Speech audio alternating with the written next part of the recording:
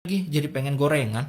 Keesokan harinya, Gempong pun menelpon dua begundal preman kirantinya karena ada salah satu customer yang nunggak selama berabad-abad. Alhasil mereka pun langsung menangkap minion ini sampai mendaratkan pukulan Wing Chun-nya. Tapi beruntung kejadian itu berhasil di stop oleh Kina yang sudah menjadi bagian entitas terkuat di bumi karena para preman ini harus mengsurendarkan dirinya daripada dikeroyok oleh satu komunitas emak-emak Facebook. Kemudian si Gempong yang tahu kalau preman ini terketar-ketirkan akibat ulah istrinya, ia pun langsung memecat si Kina menjadi istrinya sepaket dengan anaknya. Dan di hari itu juga si Kina bersama anaknya pun mau tak mau harus menenteng koper seakan-akan sedang ingin hilang-hiling tai anj. Sementara di sisi lain, saat Gempong melakukan transaksi jual beli dosa, ia pun dilihat oleh Komar yang baru tahu kalau Gempong lah dalang di balik bisnis jasa sita rumah warga. Namun saat akan kabur, pakai keseliding pula nih si Komar Kamir.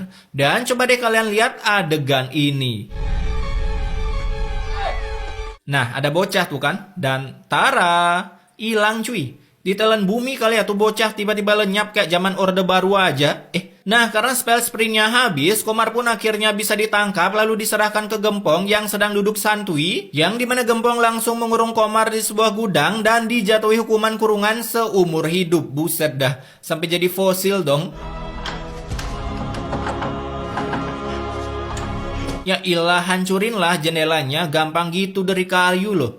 Di sisi lain ada nenek Komar dan juga Kina yang sedang cosplay jadi GoFood. Di sana mereka pun sedang menunggu Komar yang hilang bagaikan diculik saat peristiwa G30S. Dan tentunya mereka nggak tahu kalau kondisi Komar saat ini akan dieksekusi karena para preman mental Kiranti ini dengan barbarnya membawa Komar ke tepi jurang lalu menggelindingkannya di sana hingga nyawanya pun langsung terdifitkan. Si Komar sekarang sudah pergi ke surga, bos. Tapi bohong, dimana ternyata Komar telah membeli immortal, jadinya ia pun berhasil diselamatkan oleh para tumbal tower yang sedang bergibah ria di malam hari. Kala itu ketika dibawa ke rumah sakit, Komar pun mengungkapkan seluruh kebusukan si Gempong yang ternyata memiliki jasa tukang sita rumah warga. Dan para minion yang mendengarnya, mereka pun langsung membentuk aliansi tumbal tower tiada ampun dengan memberanikan diri menuju rumah si Gempong. Namun ternyata walaupun sudah membawa seluruh kakak yang terdaftar di kampung sana, mereka tetap saja tak bisa mengalahkan kekuatan Gempong karena walaupun digeng oleh para skuad kampung, Gempong tetap saja bisa mengusir mereka dari sana dengan cara berteriak seperti menyuarakan aspirasi rakyat. Asik. Saya bilang pergi! Ini rumah saya! Pergi! Ya ilah, rame doang sekali diusir nurut. Setelah kejadian itu, Gempong pun mencari dua begundal gandulnya karena gagal menjalani misi ranking S-nya. Alhasil dengan tensi yang membara, Gempong pun langsung mengubah nasib anak buahnya menjadi pengangguran. Sampai dua preman ini pun ingin menuntut balas dendamnya ke si Gempong. Mamam tuh pong.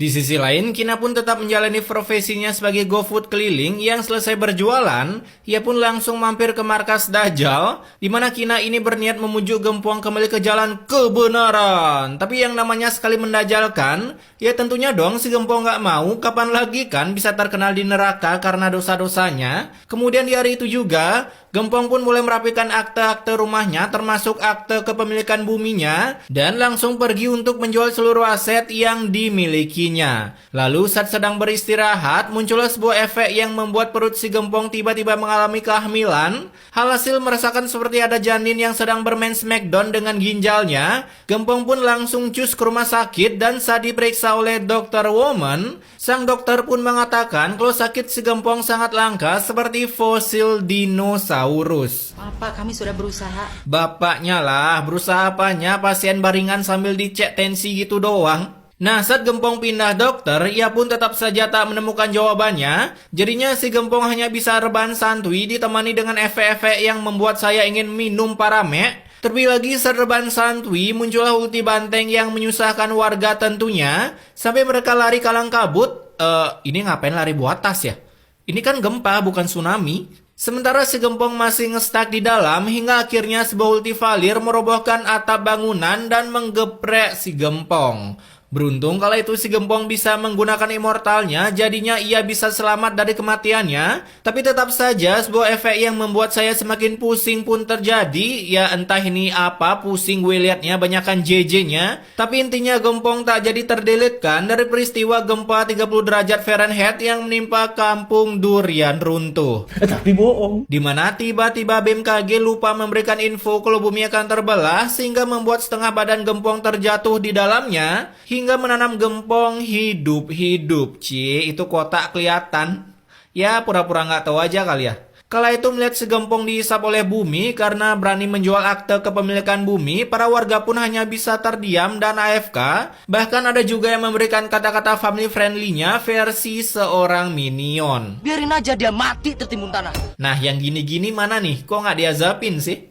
Dan karena nggak ada yang menolongin, datanglah Pak Ustadz yang bisa meluluhkan hati para warga sampai mereka pun mau mencabut Gempong yang tertanam di kebun warga. Kemudian saat dibawa pulang, Pak Ustadz pun memberikan misi ranking A ke si Kina, di mana ia disuruh meminta maaf ke para warga yang sudah dizolimi oleh Gempong, dengan harapan setelah meminta maaf, si Gempong bisa diperbolehkan untuk mati. Dan benar saja, setelah para korban binom Todd datang untuk memaafkan si Gempong, Pak Ustadz pun lalu membisikkan kata-kata ke kuping Gempong, "Weh, histori Google Chrome udah gue hapus kok, santuy." Alhasil akhirnya Gempong pun bisa mati dengan tenang. Singkat cerita, saat ingin mengubur si Gempong, para warga pun mengeluh kalau kerandanya berat seberat beban hidup para pemirsa di rumah. Dan mungkin di tahun ini belum terciptanya mobil carry karena mereka bisa-bisanya memiliki ide dengan membawa keranda si Gempong dengan gerobak sayur.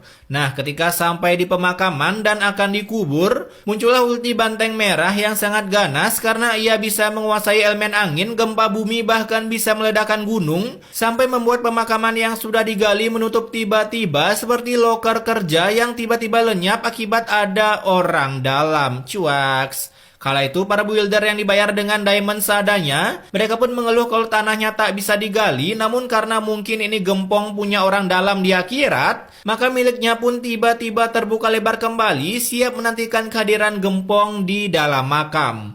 Kemudian saat sudah benar-benar dikubur dan akan pulang, kalian lihat sendiri deh, nggak bisa jelasin gue ini efek apa.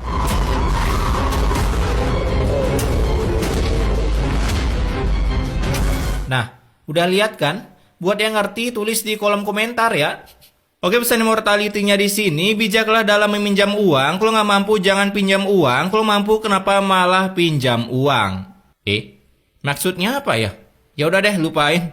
Gue mau beli Insto dulu pakai streaming jodoh wasiat bokap. Oh ya, dan jangan lupa stay wak-wak guys.